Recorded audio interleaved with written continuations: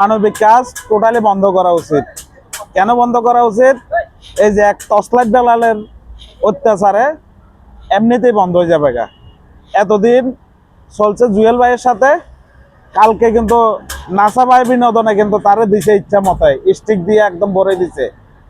যার কারণে ওর একমাত্র ওর বিভ্রান্তির কারণে মানবিক কাজ এমনি বন্ধ হয়ে যাবে।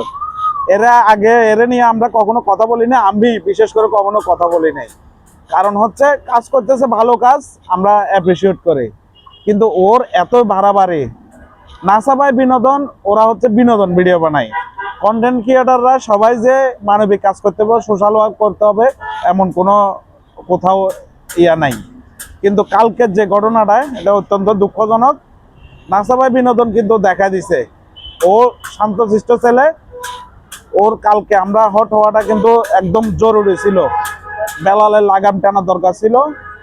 বেলালদেরকে যদি লাগাম টেনে না ধরি আমরা, ভবিষ্যতে মানবিক কাজের নামে যারা মানবিক প্রকৃত যুদ্ধ আছেন তারা কিন্তু বিপদগ্রস্ত হবেন। ভালো থাকবেন সবাই।